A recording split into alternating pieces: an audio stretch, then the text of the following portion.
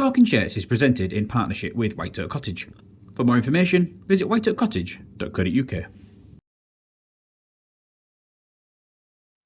Welcome to episode 79 of Talking Shirts. I'm Mike from Hull KR Shirts, and today we're going to take a look at the 2014 third shirt. Now, when I was doing some research over what shirts I'd like to cover next on episodes of Talking Shirts, I couldn't believe that I'd managed to get this far without pulling this one out. Now, I feel like it's just been a slight oversight when you've got as many shirts as I have and necessarily might focus on some of the more modern ones or then focus on some of the older ones, and that middle bracket can sometimes get missed. So I'm really glad that I picked up on the fact that I hadn't done this shirt, and it has now given me the opportunity to cover it on an episode of Talking Shirts. So this shirt was used in a one-off game, and that one-off game was against the Huddersfield Giants, and that game took place on the 26th of June in 2014. The 28th of June is Armed Forces Day, and we decided to use this shirt close to the fixture, and as you can tell, the reason was because it is an Armed Forces related shirt. So this shirt went on sale as a replica. It went up for pre-order earlier in the year, and £5 from each of those orders was donated to the Yorkshire Regional Benevolent Trust. Did have to read that because I didn't want to get it wrong. Their logo also features on the side of the shirt. So the main design element of the shirt is the fact that we have got the Union Jack going through the middle, which the colours have been sort of morphed ever so slightly to deliver it in a red and white. And you'll see that we've got quite a bit of camo detailing in the extra sort of patchwork, I'll call it, of the shirt. Brands on the front of the shirt, these all appear dye sublimated. Hull Angling Centre must have been very adamant that they did not want to change the colour of their logo, because when you're looking at this doesn't half stand out.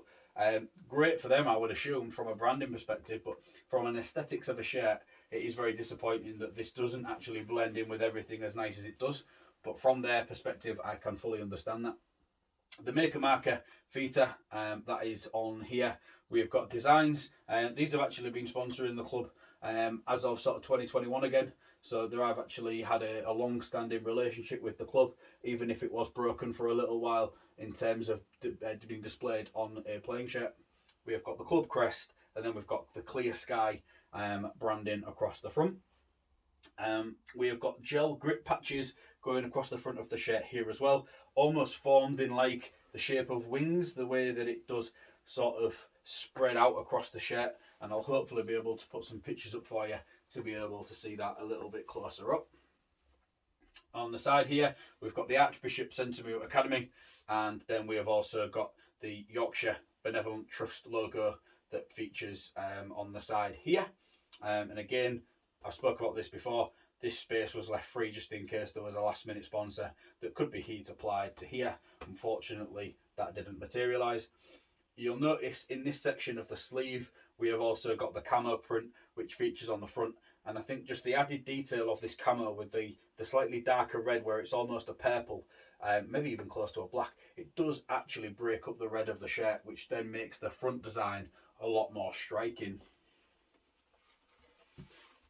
On the other sleeve here, we've got the Archbishop Centremute Academy sponsor at the top, and then down here we have the First Utility Super League branding.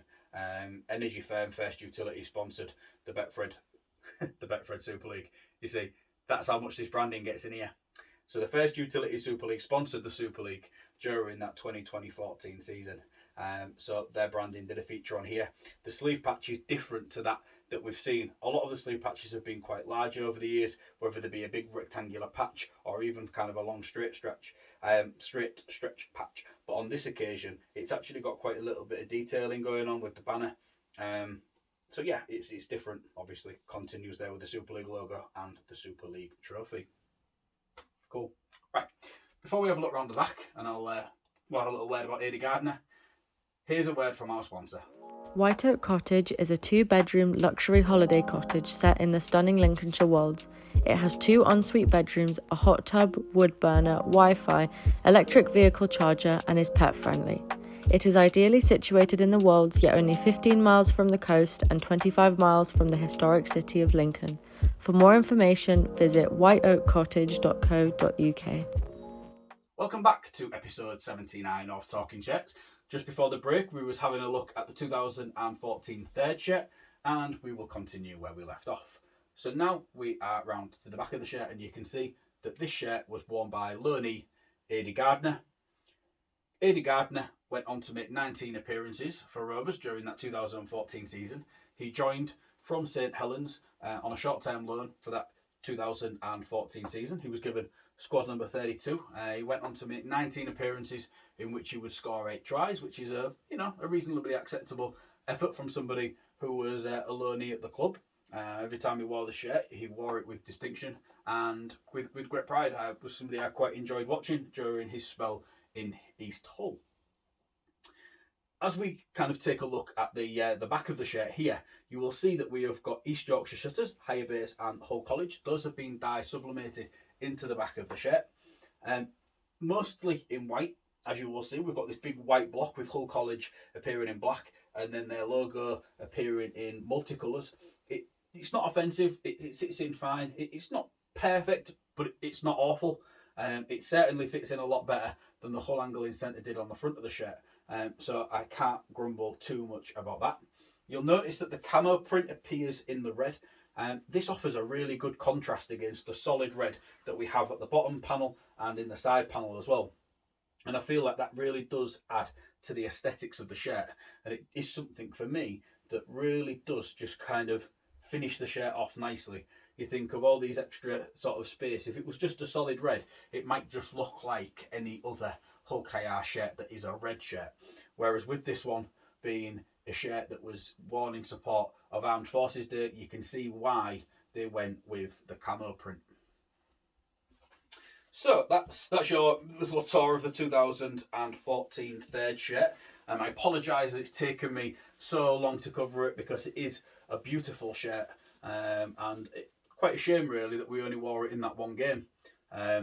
Third shirts sort of in that era, 2014, 15, 16, we did just wear them on that one occasion, whereas now as we've progressed into sort of the 2020s, we are starting to see shirts that are worn a little bit more frequently, especially as we moved into the 2023 season, as we're operating with 2 alternate shirts, which will then see them get much more usage out on the field.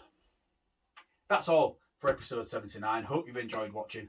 Thank you very much. Feel free to check back in another couple of weeks' time where I'll be back with a brand new episode of Talking Shirts. Bye for now.